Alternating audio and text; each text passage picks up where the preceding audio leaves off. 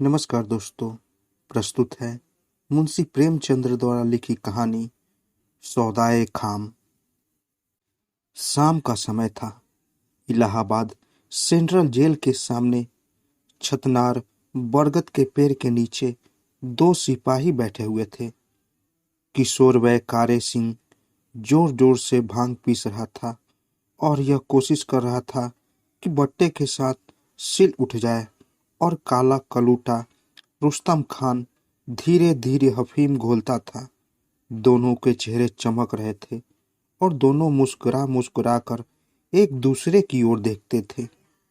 कारे सिंह ने कहा, आज अच्छे आदमी का मुंह देखा था। रुस्तम खान ने अफीम का एक घूंट पिया और मुंह बनाते हुए बोले, पता चल जाए तो मैं उस भगवान को डब्बे में बंद कर लूं और रोज दर्शन किया करूं। कारे सिंह ने भांग का एक बड़ा सा गोला बनाया और उसे हाथों से तोड़कर संतोष भरे स्वर में बोले, ऐसे दो एक आदमी रोज आते रहें तो क्यों फॉर्चूनी वाले, ग्वाले और कोठी वाले की लताड़ सहनी पड़े। आज सेशन जज ने एक बहुचर्चित मुकदमे का फैसला सुनाया था और एक धनी परिवार की विधवा को 2 साल की सजा दी थी। पता नहीं मुकदमे की असलियत क्या थी। जनता की आवाज कुछ कहती थी, मुकदमे का फैसला कुछ, लेकिन इसमें कोई शक नहीं था। कुछ हुस्नो इश्क और ईर्ष्या वैष्णवस का मामला था। जेल, दारोगा, वार्डन और डॉक्टर फूले नहीं समा रहे थे। आज उनके हाथ एक सोने की चिड़िया लग गई थी। उसी के चरणों का प्रताप था कि आज कहीं भांग के गोले थे, कहीं अफीम की चुस्कियां और कहीं उम्दा शराब के दौर। 3 दिन बीत गए। रात के 10 बजे का समय था। इलाहाबाद जेल के दरवाजे पर बिजली की लालटेन जल रही थी। कारे सिंह और रुस्तम खान वर्दी पहने संगीने चढ़ाए पहरे पर थे। रुस्तम खान ने बंदूक पटक कर कहा, इस नौकरी में नाक में दम आ गया। यह मजे की मीठी नींद का समय है या खरे खरे कायावाद करने का। कारे सिंह का ध्यान किसी दूसरी तरफ था। कान में बात न पड़ी। अचानक रुस्तम खान के पास जाकर बहुत भेद भरे स्वर से बोले, यार तुमसे एक बात कहूं, पेट के हल्के तो नहीं हो, जान जोखिम में है। रुस्तम खान ने आश्वस्त करते हुए पूछा, क्या मुझ पर भी भरोसा नहीं है? आजमा कर देखो। कारे सिंह को विश्वास हो गया। बोले, 3 दिन से रोज इसी समय जेल के अंदर से कोई मेरे पास कागज के टुकड़े फेंकता है। एक ठीकरे में लिपटा हुआ बस मेरे सामने ही आकर गिरता है, और मजमूमन सबका एक यह देखो। रुस्तम खान ने आश्चर्य मिश्रित उत्सुकता के साथ टुकड़ों को लिया और बहुत धीरे धीरे पढ़ने लगा। ठाकुर कारे सिंह को हरनाम देवी का बहुत बहुत प्यार। यदि 20,000 नगद, 5,000 के गहने और एक प्यारा भला दिल लेना हो तो मुझे यहाँ से किसी तरह निकालो। बस जिंदगी की आस तुम्ही से है। रुस्तम खान को ईर्ष्या हुई। यह कोई ऐसा गरबरू जवान तो नहीं है। हाँ, रंग जरा साफ और बदन सुडौल है। भोले यार, तुम्हारा भाग्य तो जागता हुआ नजर आता है। कारे सिंह ने उत्साह से कहा, जागेंगे तो हम दोनों के नसीब साथ ही जागेंगे। रुस्तम खान ने सच्ची सहानुभूति और उत्साहवर्धक दृष्टि से देखा। ईर्ष्या न रही। बोले, मुझे तुमसे यही उम्मीद है। मैं तुम्हारे साथ जान देने को तैयार हूँ। दोनों दोस्त आपस में फुसफुसाने लगे। उन टुकड़ों के संबंध में जो संदेह पैदा हो सकते थे वे पैदा हुए। कोई छल कपट तो नहीं है। शायद किसी दुश्मन की शरारत हो, किसी बुरा चाहने वाले ने जाल बिछाया हो। लेकिन औरत का क्या भरोसा, कहीं धोखा दे तो अपना काम निकालकर धत्ता बता दे। उसे ऐसे सैकड़ों आदमी मिल सकते हैं, फिर उसे नाम कैसे पता चला? जरूर किसी धोखेबाज की शरारत है। लेकिन रुस्तम खान ने अपने जबरदस्त तर्कों से सारे संदेह दूर कर दिए। धोखा फरेब कुछ नहीं, उसका दिल तुम पर आ गया है। तुम्हारे जैसा सजीला जवान पूरी दुनिया में नहीं है। चाहे शर्त लगा लो, कोई बात नहीं है। उसकी निगाह तुम पर पड़ी और रीझ गई। और नाम का क्या, किसी से पूछ लिया होगा। खूबसूरत औरत है, लाखों का कारोबार है, और यदि धत्ता ही बता दे तो 4 महीने तो उसके साथ रहने का मजा तो लूटेंगे। इतने दिनों में तो माला माल हो सकते हो। चाहे सोने की दीवारें बनवा लो। इस समय कारन सिंह को रुस्तम खान एक अत्यंत अनुभवी, बुद्धिमान और प्यारा सा लगता था। उसके सारे संदेह मिट गए।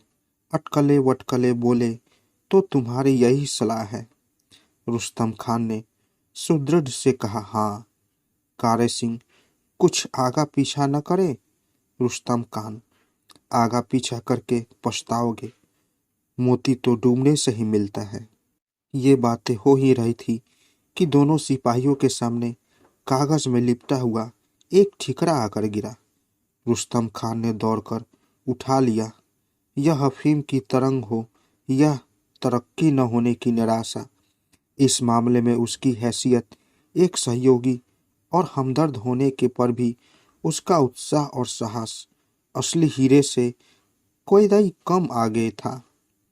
टुकड़ा खोलकर पढ़ने लगा। जवाब का इंतजार है। मैं यहाँ बागीचे में खड़ी हूँ। बारूद में आग लग गई है। धैर्य और चरित्र की दीवार तो कमजोर थी ही, लेकिन भय की मजबूत तथा ऊंची दीवार भी हिल गई। रुस्तम खान ने वह सवाल किया जिसका एक ही जवाब हो सकता था। अब कारन सिंह ने डरते डरते कहा, मैं भी तुम्हारे साथ हूँ। लेकिन जब कारन सिंह सीढ़ी लाने चला ताकि अहाते की ऊंची दीवार पर चढ़ सके, तो उसके हाथ पैर थर थर कांप रहे थे। बातों के हवा महल से निकलकर अब वह काम के मुहाने पर खड़ा था और सोच रहा था कि सीढ़ी उठाऊं या न उठाऊं।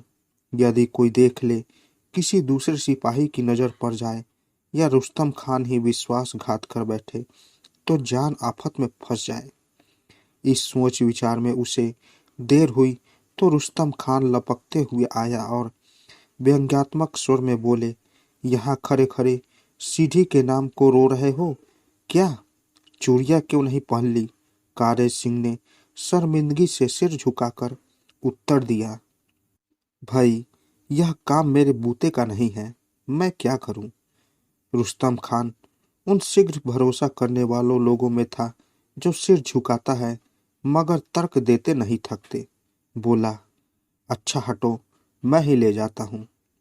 यह कहकर उसने एक लंबी सीढ़ी कंधे पर उठाई और लाकर उसे जेल की दीवार से सटाकर खड़ा कर दिया।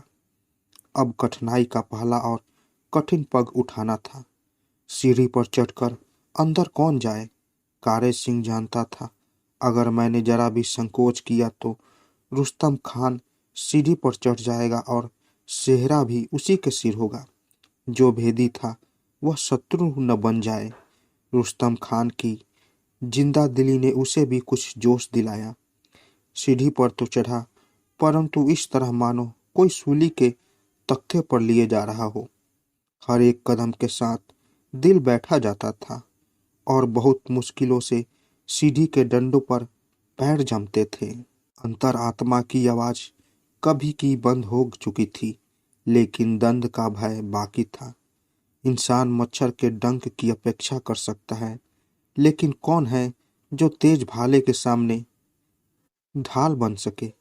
कारन सिंह पछताता था और अपने को कोसता था कि बेकार बैठे बिठाए अपनी जान आफत में डाल दी।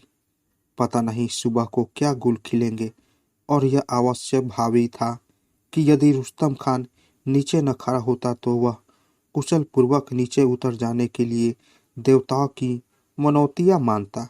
इस तरह मचलते और हिचकते हुए उसने आधा रास्ता पार कर लिया। आधा रास्ता पार करने के बाद कारन सिंह को एक प्रकार की स्फूर्ति अनुभव हुई। स्फूर्ति क्या थी, संतोष का सहारा था।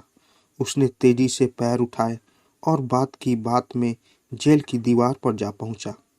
वहां पहुंचते ही उसने दूसरी ओर निगाह दौड़ाई और उसके मन में गुदगुदी सी होने लगी। एक ओट में खड़ी हरनाम देवी अपनी ओर बुला रही थी। यह लिखना कि किस तरह कारे सिंह अपने साफे के सीढ़ी के एक डंडे से बांधकर नीचे उतर गया और वहां उस रूपसी से उससे क्या प्यार मोहब्बत की बातें की, आपस में क्या क्या वादे हुए और फिर किस प्रकार वह उसे दीवार से ऊपर लाया। यह एक लंबा किस्सा है। यह लिखना पर्याप्त है कि कारे सिंह ने वही किया जो एक मचलता आशिक ऐसी हालत में कर सकता था। हरनाम देवी को कद काठी भरपूर मिली थी और जब कारे सिंह ने मैदान जीतने के लिए उसे अपनी पीठ पर लादा था तो उसकी कमर टूटी जाती थी। रूपसी ने ऐसे अंदाज से आसन जमाया था मानो घोड़े की सवारी कर रही हो, मगर कारे सिंह ने ये सब मुसीबतें भी हंसते हंसते झेल ली। ये सब प्यार की देन है। शिकायत का एक शब्द भी मुंह पर ना आया। हाँ, अपने दिल से मजबूर था। इस तरह जब घंटे भर की मशक्कत के बाद फिर रुस्तम खान के पास आया तो उसकी सांस फूल रही थी और सारा शरीर पसीना पसीना हो रहा था। रुस्तम खान ने उसे गोद में उठा लिया और हरनाम देवी से बहुत आदर पूर्वक कहा, बाई जी, इस गुलाम का भी ख्याल रखें। समय बहुत मूल्यवान था। हरनाम देवी बरगद की ओट में खड़ी हो गई। दोनों सिपाहियों ने झटपट वर्दी उतार फेंकी और तब रुस्तम खान ने दूसरे सिपाही को जगाकर पहरा बदला। वह एक पहाड़ी था। बहुत गुराया कि बाहर नहीं बजे अभी तंग करने लगे, लेकिन रुस्तम खान की खुशामद रजामत ने उसे ठंडा कर दिया। इधर वह पहरे पर आया, उधर वे तीनों आदमी शहर की ओर चल दिए। हरनाम देवी ने सब्जी मंडी का पता दिया था। आगे आगे कंधे पर बंदूक रखे रुस्तम खान गर्व में फूले जाते थे मानो कोई मोर्चा ही जीत कर आए हो। बीच में हरनाम देवी थी, शर्मीली और छोई मुई सी। कारे सिंह सबसे पीछे थे, मौन, चिंतित और भयभीत। कदम कदम पर खटका होता था कि कहीं पीछे सिपाहियों की पलटन तो नहीं चली आ रही है। इस तरह लगभग आधा मील चलने के बाद पक्की सड़क मिली। हरनाम देवी एक ठंडी सांस लेकर बैठ गई और बोली कि यह मुझसे चला नहीं जाता। मेरे पांव मन भर के हो गए हैं। एक किक्का लाओ। रुस्तम खान बहुत शर्मिंदा हुए कि यह प्रस्ताव उनकी ओर से आना चाहिए था। अपनी गलती पर बहुत पछताए और तब कारे सिंह को बंदूक सौंपकर इक्के की तलाश में चले। आधी रात थी। चांदनी छिटकी हुई जमीन पर आंखें लुभाने वाली घास की चादर, पेड़ की शीतल छाया, फूलों से सजी हुई संपूर्ण प्रकृति आनंद के सुरीले गान से सम्मोहित हो रही थी। यह स्वाभाविक था कि कारे सिंह के दिल में प्यार के विचारों का तूफान उठ खड़ा हो। हरनाम देवी ने एक लुभावनी अदा से उसके दोनों हाथ पकड़ लिए और बोली, ये बहुत शरारत करते हैं, मैं इन्हें बांध दूंगी। कारे सिंह को मटके भर भांग का नशा था। दिल जुल्फों में उलझ चुका था। गर्दन में वफा की रस्सी पड़ी हुई थी। सारा साफा खत्म हो गया। हरनाम देवी फंदे लगाते लगाते थक गई, लेकिन वह अपनी मस्ती की तरंग में इन रसीली अदाओं की बहार लूटता रहा। तभी उसकी आंखों के सामने से भ्रम का पर्दा हटा। हरनाम देवी ने साड़ी उतार फेंकी और उसके बदले एक गठीला, बड़ी बड़ी मूछों वाला जवान हाथ में बंदूक लिए खड़ा दिखाई दिया। एक 5 हाथ की साड़ी आदमी को कितना धोखा दे सकती है। कारे सिंह ने पैर पटक कर कहा, अरे घासीराम। इसी बीच रुस्तम खान इक्का लाते हुए दिखाई दिए। घासीराम ने वह साड़ी उठाकर कारे सिंह की ओर उठा दी और बोला, यह तुम्हारी हरनाम देवी तुम्हारे हवाले है। इसके बदले में यह बंदूक मुझे दे दो। अब मैं चलता हूँ, मेरी गलती माफ करना। कारे सिंह ने चीख पुकार मचाई, लेकिन घासीराम गायब हो चुका था। रुस्तम खान पर इस घटना का जो कुछ असर हुआ वह कहने की बात नहीं। आशाओं से भरे हुए सुहाने सपने टूट गए।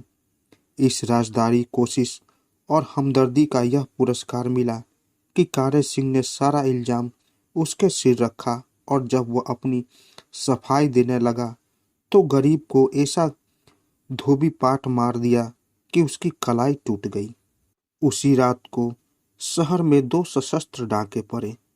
दैनिक समाचार पत्रों ने लिखा कि कुख्यात डाकू घासीराम इलाहाबाद जेल से निकल भागा है, और शहर में चारों ओर डाके और लूट का बोलबाला है।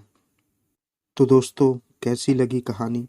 अगर आप लोगों को कहानी अच्छी लगी हो तो मेरे चैनल को ज़रूर सब्सक्राइब करें और साथ साथ बेल आइकन को भी ज़रूर दबाएं, ताकि मेरी कहानी सबसे पहले आप तक पहुंचे।